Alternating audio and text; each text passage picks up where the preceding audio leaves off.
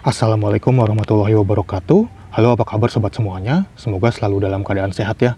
Jumpa lagi di channel Ayo Berkebun, channel yang membahas seputar dunia perkebunan. Video kali ini kami akan coba membahas tentang salah satu pupuk. Ini adalah pupuk organik cair Enzilau. Nah, mungkin di antara sobat ada yang masih asing dengan pupuk yang satu ini. Nah, kita akan coba bahas seperti apa sih pupuk Enzilau ini, bagaimana cara penggunaannya, dosisnya, kandungannya itu apa saja, fungsinya untuk tanaman itu apa saja, dan juga harganya itu berapa. Langsung saja kita coba bahas sobat ya. Jadi kita lihat dulu untuk keterangan yang ada di kemasannya ini. Dia itu ada kemasan boxnya sobat ya, seperti ini nih. Dan ini untuk tulisannya sama aja sobat ya, yang di box dan juga yang di botol seperti ini. Jadi kita lihat dulu untuk kemasan yang di boxnya ini. Jadi ini ada pupuk Enzilau, pupuk Hayati Majemuk. Di sini ada keterangannya mempercepat masa panen, mempercepat pertumbuhan, pengumbian, pembungaan, dan pembuahan tanaman, meningkatkan hasil panen. Dan ini untuk semua jenis tanaman. Nah, untuk lebih lengkapnya sobat bisa lihat di brosurnya sobat ya. Ini ada brosurnya, bisa sobat lihat pada gambar berikut ini. Jadi Enzilau ini merupakan produk pupuk organik cair, formulasi khusus dari ekstrak daun herbal dan sumber nutrisi lengkap yang dibutuhkan untuk semua jenis tumbuhan. Mampu mengatasi kekurangan hara makro dan mikro dengan cepat dan meningkatkan efisiensi pertumbuhan serta meningkatkan kualitas kesuburan tanah. Mempercepat pertumbuhan, pengumbian, pembungaan, dan pembuahan tanaman untuk mendapatkan hasil panen lebih optimal. Nah, kemudian di sini ada keterangan manfaatnya sobat ya. Sini untuk tanah, dia itu berfungsi untuk memperbaiki struktur tanah yang rusak akibat pupuk kimia. Kemudian untuk akar itu merangsang pertumbuhan dan meningkatkan jumlah akar. Kemudian untuk tunas, mempercepat keluarnya tunas-tunas baru. Selanjutnya untuk batang itu untuk mempercepat pembesaran sel dan mengontrol pemanjangan sel batang. Kemudian untuk daun itu mempercepat pertumbuhan daun sehingga daun menjadi lebat dan tidak mudah rontok. Selanjutnya untuk bunga dan juga buah, merangsang pembungaan dan mempercepat pembuahan. Kemudian di sini ada keterangan kandungannya sobat ya. Yang pertama itu ada Saccharomyces sp, dia itu 1 kali 10 pangkat 7 CFU per mili. Kemudian ada Streptomyces sp sebanyak 1 kali 10 pangkat 7 CFU per mili. Selanjutnya ada Bacillus sp sebanyak 7 kali 10 pangkat 9 CFU per mili. Dan juga ada Lactobacillus sp sebanyak 1 kali 10 pangkat 9 CFU per mili. Kemudian ada Pseudomonas sp sebanyak 4 kali 10 pangkat 6 CFU per mili. Selanjutnya ada N-fixing bakteria sebanyak 4 kali 10 pangkat 9 CFU per mili. Kemudian ada Phosphat solubilizing bakteria sebanyak 2,15 kali 10 pangkat 6 CFU per mili. Nah, maksud dari CFU itu adalah colony forming unit ya sobat ya. Jadi dalam 1 mili pupuk ini ada sekitar 10 juta unit mikroba aktif Saccharomyces sp dan juga yang lainnya sobat ya.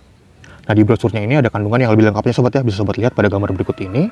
Dia itu juga mengandung C organik sebanyak 6,12%, ada N totalnya itu 4,23%, ada fosfatnya itu 5,83%, kemudian kaliumnya itu 4,56%, ada Fe totalnya di sini 119,98 ppm, ada mangannya 818,13 ppm, ada Cu atau tembaga itu 267,92 ppm, selanjutnya ada zinknya itu 779,20 ppm, ada boronnya juga 134,26 ppm. Dan ini hasil dari Laboratorium Kimia Tanah dan Nutrisi Tanaman Universitas Padjadjaran. Selanjutnya juga dia mengandung hormon ya sobat ya, atau ZPT. Yang pertama itu ada auksin sebanyak 216,26 ppm. Kemudian ada gibirelinnya di sini 115,68 ppm. Kemudian ada sitokinin yang terdiri dari kinetin sebanyak 117,31 ppm dan juga zeatin sebanyak 98,65 ppm. Nah, sekarang kita bahas dulu ya sobat ya untuk fungsi dari masing-masing kandungannya ini. Yang pertama itu ada mikroorganisme atau mikroba hayati Saccharomyces sp. Dia ini fungsinya untuk menghasilkan enzim dan juga vitamin, kemudian mempercepat penguraian bahan organik dan juga membantu ketersediaan nutrisi di tanah. Selanjutnya ada Streptomyces sp. Dia ini menghasilkan antibiotik alami, kemudian menekan jamur dan juga bakteri patogen. Selanjutnya melindungi akar dari penyakit. Kemudian ada Bacillus sp. Dia ini fungsinya untuk memproduksi enzim dan juga hormon pertumbuhan, membantu penyerapan nutrisi, dan juga beberapa jenis bisa menekan penyakit akar. Kemudian ada Lactobacillus sp. Dia ini fungsinya untuk menyeimbangkan mikroba tanah, menghambat mikroba jahat, dan juga membantu fermentasi bahan organik. Kemudian ada Pseudomonas sp. Fungsinya itu untuk melindungi akar dari patogen, merangsang pertumbuhan akar, dan juga membantu pelarutan unsur hara. Kemudian ada bakteri pengikat nitrogen. Dia ini fungsinya untuk mengambil nitrogen dari udara, kemudian mengubahnya menjadi bentuk yang bisa diserap oleh tanaman. Nah, efeknya itu tanaman jadi lebih hijau dan juga subur tanpa banyak pupuk nitrogen. Selanjutnya ada bakteri pelarut fosfat. Dia ini melarutkan fosfor yang terkunci di tanah. Efeknya itu akar jadi lebih kuat, bunga dan buah jadi lebih banyak. Selanjutnya ada C organik. C ini adalah karbonnya sobat ya, jadi karbon organik. Dia ini kandungan karbon yang berasal dari bahan organik. Misalnya itu sisa dari tanaman, mikroba, dan juga bahan alami yang sudah terurai. Nah, ini adalah indikator kesuburan biologis tanah. Jadi fungsi C itu untuk memperbaiki struktur tanah supaya tanah jadi lebih gembur, tidak keras, akar lebih mudah berkembang, dan juga air lebih mudah diserap. Selanjutnya untuk menahan air dan nutrisi, jadi tanah tidak cepat kering, pupuk tidak mudah hilang atau tercuci. Kemudian sebagai makanan untuk mikroba, jadi mikroba seperti Bacillus, Pseudomonas, dia itu butuh karbon untuk hidup. Jadi C organik ini adalah bahan bakar dari mikroba tersebut. Kemudian membantu penyerapan hara, nutrisi jadi lebih tersedia untuk tanaman, dan juga akar lebih efisien menyerap pupuk. Selanjutnya di sini ada nitrogen, dia ini untuk membentuk daun dan juga batang, membuat tanaman menjadi lebih hijau dan juga subur. Kemudian ada fosfat, fungsinya itu untuk merangsang pertumbuhan akar, dan ini juga penting untuk pembungaan dan pembentukan buah. Kemudian ada kalium, dia ini untuk menguatkan tanaman, meningkatkan kualitas buah menjadi lebih manis, lebih besar, dan lebih tahan simpan. Kemudian ada unsur hara mikronya di sini, ada Fe atau besi, dia ini untuk membantu pembentukan klorofil.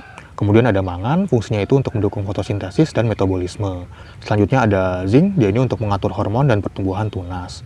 Kemudian ada tembaga, fungsinya itu untuk membantu enzim dan ketahanan tanaman. Selanjutnya ada boron, dia ini penting untuk bunga dan juga pembuahan. Kemudian di sini ada hormon atau ZPT, yang pertama itu auksin, fungsinya itu untuk merangsang pertumbuhan akar, membantu pembentukan akar baru. Selanjutnya ada giberelin, dia ini untuk mempercepat pertumbuhan batang, membantu pembesaran buah dan memecah dormansi. Selanjutnya ada sitokinin, dia ini merangsang pembelahan sel, memunculkan tunas baru, dan juga menunda penuaan daun. Nah, untuk lebih jelasnya bisa sobat lihat pada gambar berikut ini, fungsi dari ZPT. Ini mungkin bisa sobat pause dulu jika ingin membacanya.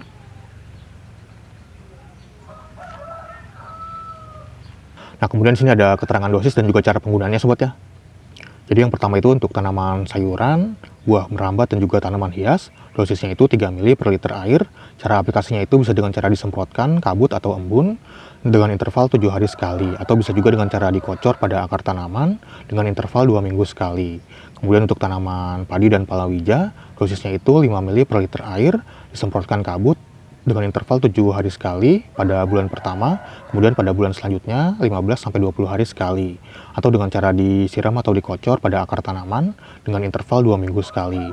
Kemudian untuk tanaman buah batang keras, dosisnya itu 6 ml per liter air, disemprotkan kabut sekitar 7 hari sekali pada bulan pertama, dan juga pada bulan selanjutnya itu 20-30 hari sekali, atau dengan cara dikocor pada akar tanaman setiap 2 minggu sekali.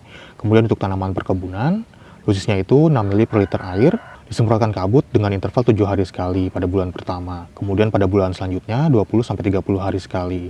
Kemudian untuk aplikasi pada tanah, dosisnya itu 5 ml per liter air, siramkan di parit atau tumpukan yang telah dibuat. Setelah disiram, parit ditutup lagi dengan tanah. Penyiraman dilakukan setiap 2 minggu sekali hingga tanah kembali gembur. Nah, untuk waktu aplikasinya itu bisa sobat lakukan pada saat pagi hari ataupun sore hari. Jadi pagi hari itu sekitar jam 6 sampai jam setengah 10 pagi. Kemudian untuk sore hari itu sekitar jam 4 sampai jam 6 sore. Ini sudah ada nomor pendaftarannya sobat ini. Dan ini dari CV Kujang Mas Agro Kencana. Nah, kemudian apakah pupuk ini bisa dicampur dengan pupuk lain dan juga pestisida? Jadi karena pupuk Ensilao ini mengandung mikroba hidup, jadi boleh dicampur dengan pupuk kimia, tapi jangan sampai membunuh mikrobanya itu tadi. Jadi untuk pupuk kimia yang aman dicampur itu, biasanya aman dicampur dengan pupuk NPK, seperti Mutiara, Ponska, dan juga yang lainnya.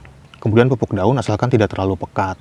Nah, yang harus diperhatikan itu adalah pupuk dengan pH yang ekstrim ya sobat ya, seperti terlalu asam atau terlalu basah, karena bisa membunuh si mikrobanya itu tadi.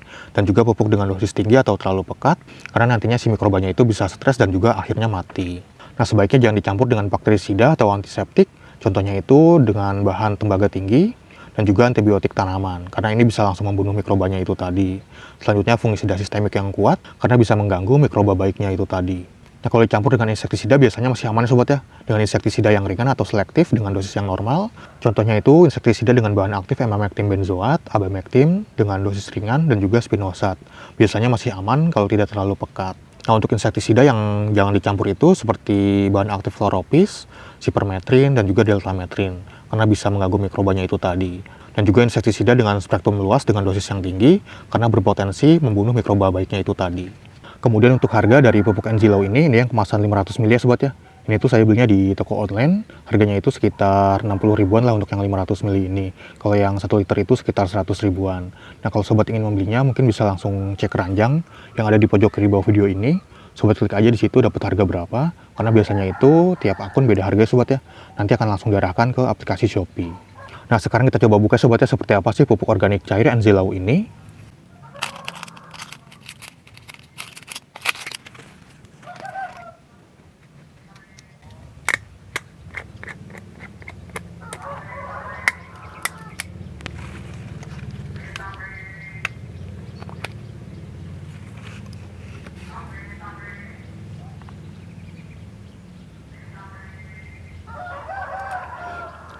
Jadi itu berwarna putih ya sobat ya, seperti ini.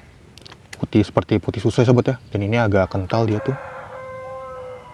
Dan baunya ini bau seperti pupuk-pupuk organik, seperti pupuk Jimmy Hantu ya sobat ya. Pupuk Jimmy Hantu, pupuk kilat kalau sobat tahu, baunya seperti itu. Nah, sekarang kita coba takar ya sobat ya, untuk tutup botolnya itu volumenya berapa mili. Jadi nantinya si tutup botolnya ini bisa sobat gunakan sebagai takaran.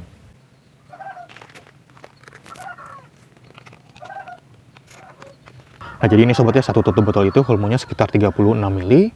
Jadi tinggal sobat bagi aja sesuai dengan dosis yang sudah disebutkan tadi. Jadi kalau dengan dosis 3 mili per liter air, sobat bisa melarutkan satu tutup botol dengan 12 liter air. Nah, sekarang kita coba praktekkan sobat ya, bagaimana cara penggunaan pupuk organik cair Enzilau ini. Nah, di sini ada ember dengan kapasitas air sekitar 8 liter. Jadi kita gunakan dosis sekitar 3 mili per liter air atau sekitar 24 mili untuk 8 liter air ini.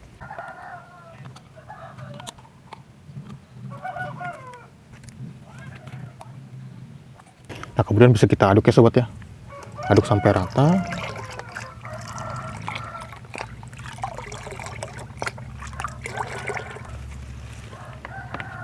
Nah, selanjutnya bisa langsung sobat semprotkan aja sobat ya. Semprotkan ke tanamannya. Seperti ini kurang lebih.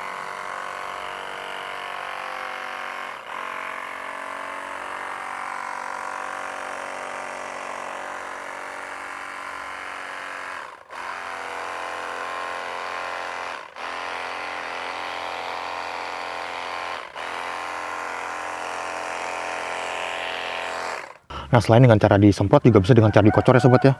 Jadi untuk dikocor itu dosisnya disesuaikan dengan ukuran tanamannya. Jadi untuk tanaman yang kecil itu sekitar 100 sampai 200 mili lah untuk satu tanaman itu. Kemudian untuk tanaman yang sedang itu sekitar 250 sampai 350 mili. Dan juga tanaman yang agak besar itu sekitar 400 sampai 500 mili. Jadi sobat kira-kira aja sobat ya untuk ukuran tanamannya itu. Contohnya seperti ini. Ini ukuran tanaman seperti ini sobat ya, segini nih. Ini sekitar 100 sampai 200 mili. Ya, tinggal sobat kocorkan aja seperti itu ke media tanamnya. Nah, kurang lebih seperti itu untuk cara penggunaannya. Dan pupuk ini itu bisa digunakan untuk fase vegetatif dan juga generatif sobat ya. Tapi lebih dominan itu untuk fase vegetatif atau fase pertumbuhan dan juga untuk perbaikan tanaman. Nah, jadi itu sobatnya sedikit penjelasan tentang pupuk organik cair Enzilau ini. Jadi jika di antara sobat ada yang sedang mencari pupuk untuk tanaman kesayangan sobat, terutama pupuk yang organik, mungkin bisa menggunakan pupuk organik cair Enzilau ini. Karena kandungannya ini lumayan cukup lengkap ya sobat ya. Sobat mungkin bisa membelinya di toko-toko pertanian terdekat, mungkin sudah ada yang menjualnya. Atau sobat juga bisa membelinya di toko online seperti Tokopedia, Shopee, Lazada, atau yang lainnya. Atau sobat bisa langsung cek keranjang yang ada di pojok kiri bawah video ini. Atau di deskripsi video ini juga ada lampiran tautannya. Nah, mungkin sekian dulu untuk video kali ini. Terima kasih sudah menonton. Sampai jumpa di video-video yang lainnya.